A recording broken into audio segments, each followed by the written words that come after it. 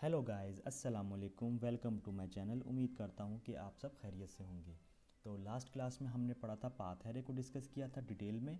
अगर आपको फिर भी नहीं समझ आया, आप मुझे कमेंट कर सकते हैं, मुझसे पूछ सकते हैं। मेरा फेसबुक का, इंस्टाग्राम का लिंक मौजूद है, आप वहाँ पे मुझे टेक्स्ट कर सकते हैं। और अगर किसी ने वो वीडियो नहीं देखी तो मैंने उसका लिंक डिस्क्रिप्शन में डाल दिया है, तो काइंडली आप वहाँ पे जाके विज़िट कर सकते हैं, देख सकते हैं। तो आज हम पढ़ेंगे डायमेंशन। डायमेंशंस क्या होती हैं, इसको थोड़ा डिटेल में पढ़ेंगे। हो सकता है इस वीडियो के 2 पार्ट बन जाएं। तो आइए शुरू करते हैं बगैर टाइम ज़ाया किए। तो अच्छा, एक और गाइस, एक और मैं आपको बात बता दूं, आज की जो वीडियो है मैं दिन में बना रहा हूं। अमूमन मैं रात में बनाता हूं। तो अगर प्लीज़ कोई, मेरी कोशिश होगी कि बैक नॉइस ना हो। अगर फिर भी कोई बैक नॉइस आती है तो प्लीज़ उसके लिए माज़रत है। तो आइए शुरू करते हैं कोर्स की तरफ। सबसे पहले मैं एक लाइन ले लेता हूँ और मैं एक स्ट्रेट लाइन खींच लेता हूँ। F8 ऑर्थो मोड ऑन कर लेता हूँ और यहाँ पे मैं 40 की एक लाइन खींच ली और स्किप कर दिया।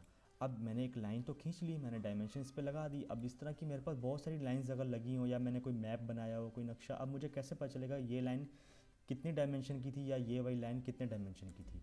एक और लाइन यहाँ पे खींच लेते हैं, ये 50 की 60 कर देते हैं। ओके, ठीक है। तो उसके लिए क्या होता है, डायमेंशंस लेनी होती हैं। तो डायमेंशन के लिए क्या है, DLI, ये शॉर्ट की है। वरना आप यहाँ पे जाएंगे एनोटेशन में, एनोटेशन वाले टैब में जाके यहाँ पे ये पहला वाला लाइनर ये ले लेंगे। यहाँ से हम क्लिक करेंगे इस पे, यहाँ से इस पे क्लिक करेंगे, एक एंड से क्लिक करके दूसरे एंड पे क्लिक करके कहीं पे भी आप उसको फ्री रख के, फ्री हैंड रख के आप उसको क्लिक करेंगे तो वहाँ पे डायमेंशन उसकी लग जाएगी। देखिए यहाँ 40 लिखा हुआ है, ठीक है। इसी तरह मैं दोबारा ले लेता हूँ, एक यहाँ पे क्लिक किया एक एंड पॉइंट पे, फिर दूसरे एंड पॉइंट पे, और कहीं पे भी आपने रख के इसको क्लिक कर देना है। और ये हमने कितने की ली थी, 60। तो देखें आपके सामने, ठीक हो गया। अब चलते हैं आगे। चलें, एक तो हमने ये डायमेंशन ले ली है सीधी लाइन की। अगर हमारे पास कोई लाइन ऐसी है जो एंगल पे हो, एंगल मतलब 90 डिग्री के अलावा कोई भी सभी एंगल हो, ठीक है। जैसे ये देखें, आपको नज़र आ रहा होगा, जो ये मेरा कर्सर है प्लस का जो निशान है, इसके नीचे देखें डिग्री लिखी आ रही है, 21, 22, 23, 24, ये देखें ऊपर ऊपर बढ़ती जा रही है, ठीक है। तो अगर मैं यहाँ पे लिखता हूँ 40, ठीक है, और टैब दबाता हूँ, जैसे टैब दबाऊंगा तो देखें अब मेरी ये लाइन आगे पीछे नहीं हो रही, ये लॉक हो चुकी है, सिर्फ मेरा एंगल ऊपर नीचे हो रहा है कि मैंने कितने एंगल पे लाइन खींचनी है, ठीक हो गया। तो गाइस, जैसे मैंने आपको बताया था, ये वैसे मुझे लाइन की कमांड में बताना चाहिए था इसका एंगल का, लेकिन मैंने आपको कहा है ना कि मैं जस्ट कमांड के ऊपर फोकस नहीं करूँगा।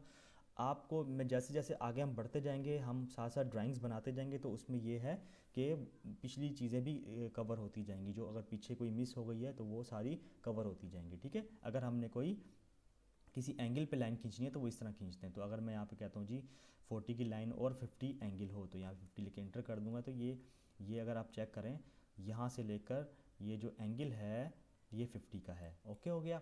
मैं एक और लाइन ले लेता हूँ, ये मैंने 40 की खींची थी, अब मैं स्ट्रेट लाइन लेता हूँ आपको समझाने के लिए। तो यहाँ पे 40 लिखा, मैंने इंटर कर दिया। ओके, अब आपको मैं दिखाने के लिए, अब देखें मैं यहाँ पे DLI लिखता हूँ और इंटर करता हूँ डायमेंशन के लिए।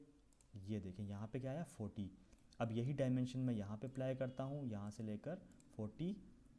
तो आप देख सकते हैं इसने यहाँ पे 25 लिया है, 40 डायमेंशन नहीं ली। क्यों नहीं ली, इसलिए नहीं ली क्योंकि ये स्ट्रेट लाइन पे काम आता है। देखिए ये लाइन का जो ये डिस्टेंस जो था वो ये यहाँ से यहाँ तक का डिस्टेंस था, ठीक है। और ये जो डिस्टेंस इसने लिया है, इसने सीधा लिया है। अब इसकी मैं आपको छोटी सी एक मिसाल देता हूँ, छोटी सी समझाने के लिए। मैं एक रेक्टेंगल बना लेता हूँ और मैंने एक रेक्टेंगल बना दिया। यहाँ से मैंने फर्स्ट पॉइंट लिया, यहाँ पे 50 लिखा और सेकंड लिया 50, ठीक है। सॉरी, रेक्टेंगल नहीं, स्क्वायर ले लिया। अब आपको सिर्फ समझाने के लिए मैं बताने लगा हूँ। अगर मैं एक लाइन यहाँ से एक एंड पॉइंट से खींचता हूँ और यहाँ तक जितना भी आता है, ये 50 आ गया, ठीक हो गया। ऐसे ही है ना, अब आप समझ आइए आपको। ये हो गया मेरी एक स्ट्रेट लाइन मैंने खींच ली। अब एक लाइन में 50 की यहाँ खींचता हूँ इस तरफ किसी भी एंगल पे, तो 50 लिखूँगा और मैं कहीं पे भी क्लिक करूँगा तो देखें ये वही लाइन है, ये भी 50 है, ये भी 50 है। लेकिन क्या है, समझाने के लिए कि जब ये लाइन जो सीधी होती है, देखें ये भी यहाँ से स्टार्ट हुई थी। देखें मैं आपको एक लाइन खींच के आपको दिखा दूँ, इसको मैं ज़रा मूव करा दूँ पीछे की तरफ, एम इंटर, और ये मैंने इसके ऊपर ये रख दिया, ठीक है। अब आप देखें ये بھی ڈسٹینس، یہ لائن بھی ایک ہے، یہ لائن بھی ایک ہے، لیکن جب یہ لائن میں نے سیدھی کھینچی تو یہاں سے لے کر اس کارنر پہ سے ٹچ کیا. جب میں نے ایسے اس لائن کو کسی اینگل پہ کھینچا تو اس نے اس کو ٹچ نہیں کیا. کیوں؟ کیونکہ جیسی جیسی اوپر اٹھتی جائے گی تو یہ ڈسٹینس بھی بڑھتا جائے گا. یہ آپ کو سمجھانے کے لیے میں بتا رہا ہوں. ٹھیک ہو گیا؟ اگر پھر بھی آپ کو یہ نہیں سمجھ آ رہی تو آپ اس کی ایک بار پریکٹس کیجیے گا، آپ کو خود سمجھ آ جائے گی. پھر بھی نہیں سمجھ آئے گی تو آپ مجھے کمنٹس کیجیے گا تو میں ضرور آپ کو بتاؤں گا. میں نے سیدھی لائن کھینچی، وہی 50 کی تو سیدھی یہاں تک آ گئی. جب میں نے اس لائن کو ایسے اٹھا کے اینگل پہ کھینچا ہے تو یہ ایسے لگتا ہے یہ چھوٹی ہو گئی ہے، لیکن چھوٹی نہیں ہے کیونکہ یہ ڈسٹینس جو ہوتا ہے وہ زیادہ ہوتا ہے اس طرح، اور اس طرح ڈسٹینس کم ہوتا ہے. ٹھیک ہے، یہ کراس میں ہوتا ہے. ٹھیک ہو گیا؟ آئی تھنک آپ کو سمجھ آ گئی ہوگی، میں نے آپ کو بالکل ڈیٹیل میں بتا دیا ہے. اگر پھر بھی نہیں سمجھ آئی تو آپ مجھے کمنٹس کیجیے گا.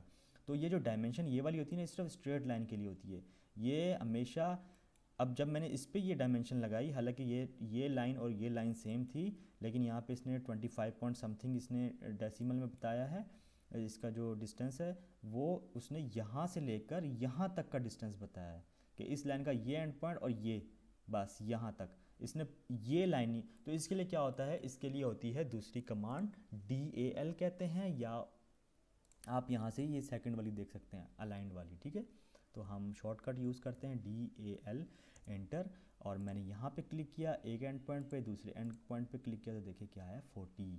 اب یہاں دیکھیں 40. یہ دیکھیں اب آپ کو میں دوبارہ دکھاتا ہوں. اگر میں سیدھی اس پہ لائن پہ لیتا، یہ آپ نے اس کا خیال رکھنا ہے. ٹھیک ہے، یہاں پہ آپ نے اس چیز کا خیال رکھنا ہے. جب میں نے اسٹریٹ والی اس میں ڈائمنشن لینی تھی، دیکھیں وہ اس نے اس طرح لی ہے، اور جو اینگولر ہوتی ہے وہ جس اینگل پہ لائن بنی ہوتی ہے وہ اسی ڈائریکشن میں اس کی اینگل لیتا ہے، ڈائمنشن لیتا ہے، سوری. ٹھیک ہے، سمجھ آ گئی؟ تو آگے بڑھتے ہیں.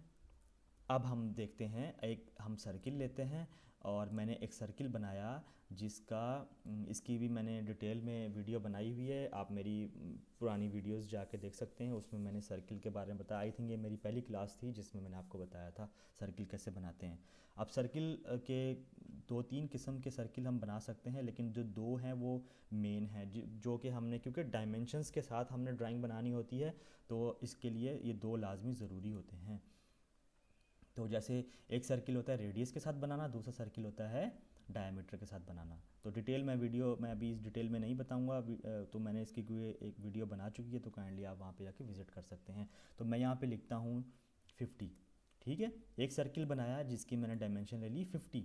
ٹھیک ہے، ایک میں نے ایک اور سرکل لے لیا اور اس کو میں نے D انٹر کیا، یہ بھی میں نے 50 رکھ لیا. ٹھیک ہے، یہ بڑا ہو گیا، یہ چھوٹا، کیونکہ اس کا ریڈیس 50 ہے اور اس کا پورا ڈایامیٹر 50 ہے. تو اس کو لینے کے لیے کیا ہے، اس کی دیکھیں یہ 2 قسم کی اس کی الگ الگ ڈائمنشنز ہوتی ہیں. اگر میں یہ ڈایامیٹر پہ کلک کرتا ہوں تو یہ دیکھیں ڈایامیٹر 50 بتا رہا ہے. ڈایامیٹر کا یہ نشان ہوتا ہے اور ریڈیس کا R ہوتا ہے. ٹھیک ہے، اور اس کے لیے ریڈیس لینے کے لیے میں کیا کروں گا، یہاں پہ یہ والی لوں گا. ٹھیک ہے، یہ دیکھیں 50. ٹھیک ہے، R لکھا ہے، اس کا مطلب اس کا ڈایامیٹر 100 ہوگا. اگر میں اس کو ڈایامیٹر بھی ہم لے سکتے ہیں، تھوڑا یہاں رکھتے ہیں، بہت اوپر جا رہا ہے. یہ دیکھیں 100 اس کا ڈایامیٹر ہے اور 50 اس کا ریڈیس ہے، جبکہ اس کا ڈایامیٹر جو ہے وہ 50 ہے، تو اس کا ریڈیس کتنا ہونا چاہیے 25. ٹھیک ہو گیا، ریڈیس ہاف ہوتا ہے. ٹھیک ہے، سمجھ آ گئی؟ ہم آگے بڑھتے ہیں. اسی طرح آرک کا بھی یہی ہوتا ہے، ریڈیس ہم اس پہ لگاتے ہیں. ٹھیک ہے، یہ دیکھیں میں نے کہیں پہ ایک آرک میں نے لیا رف سا اور میں نے ریڈیس کی کمانڈ لی، اور اب دیکھیں یہ اس کا ریڈیس بتا رہا ہے. ٹھیک ہے، 97 پوائنٹ جتنا میں نے آرک لیا تھا. ٹھیک ہو گیا، آگے بڑھتے ہیں. میں چاہتا ہوں گائز کلاس لمبی نہ ہو، بالکل چھوٹی کلاس ہو تاکہ آپ سمجھیں اس کو ایزیلی اور اس کی پریکٹس کر سکیں. ٹھیک ہو گیا، چلیں آگے بڑھتے ہیں. اب ہم تھوڑی اس کی سیٹنگز کی طرف چلتے ہیں. میں دوبارہ سے لائن لے لیتا ہوں اور میں جلدی سے اس کو 90 ڈگری پہ سوری میں نے ایک لائن لے لی اور میں نے آرتھو موڈ آن کیا اور میں نے 90 یا کچھ بھی 80 لکھ کے میں نے انٹر کر دیا، اسکپ کر دیا. میں نے اس کی ڈائمنشن لے لی تو DLI یا ٹھیک ہے سیدھی لینی. اب یہ دیکھیے یہ میری اب دیکھیں میں نے ایک ڈرائنگ بنائی ہے، اس میں میری ڈائمنشن شو نہیں ہو رہی. ٹھیک ہے، اب اس کی ہم نے سیٹنگز کرنی ہے. ایک میں سرکل بھی ادھر بنا لیتا ہوں. ٹھیک ہے، اور اس کی بھی میں ریڈیس لے لیتا ہوں یا ڈائیمیٹر لے لیتا ہوں، کچھ بھی لے لیتا ہوں. ٹھیک ہے، اب دیکھیں مجھے شو نہیں ہو رہا، تو اس کے لیے کیا ہوتا ہے اور میں انٹر کر دوں گا، ٹھیک، یہ ہوتا ہے ڈم اسٹائل ہوتا ہے، ٹھیک ہے، ڈائمینشن اسٹائل اس کو بولتے ہیں. اس کو انٹر کروں گا تو یہ دیکھیں ایک ٹیب کھل جائے گا میرے سامنے. اس میں میرے سامنے ایک وہ پریویو دے رہا ہوتا ہے کہ اس کی سیٹنگس آپ نے جو کرنی ہے وہ یہاں پہ جو پریویو اس کا آ رہا ہوگا وہ یہاں پہ آ رہا ہوگا. تو آپ نے یہاں پہ موڈیفائی پہ جانا ہے. موڈیفائی پہ گیا تو دیکھیں یہاں پہ آپ کے سامنے سارا آنا شروع ہو گیا. اب ٹیکسٹ دیکھیں میرا بالکل چننا سا ہے، تو میں ٹیکسٹ ہائٹ، یہ ٹیکسٹ لکھا ہوا ہے اوپر، تو یہ ٹیکسٹ ہائٹ کو میں بڑھا لوں گا. یہ آپ نے اپنے حساب سے بنانی ہوتی ہے، کیونکہ جتنی آپ کی ڈرائنگ ہوتی ہے نا، کچھ ڈرائنگ آپ کی بہت چھوٹی ہوتی ہے، کچھ ڈرائنگ آپ کی بہت بڑی ہوتی ہیں، تو آپ نے اس کے حساب سے اس کو اپنے ایڈجسٹ کرنا ہوتا ہے. بس آپ اس کو سمجھ لیں، ٹھیک ہے. میں یہاں پہ 2.5 لکھ کے انٹر کرتا ہوں اور میں اس کو یہ کرتا ہوں. اب یہ دیکھیں آگے سامنے ڈائمینشن، ٹھیک ہے. پھر میں ڈی انٹر کرتا ہوں.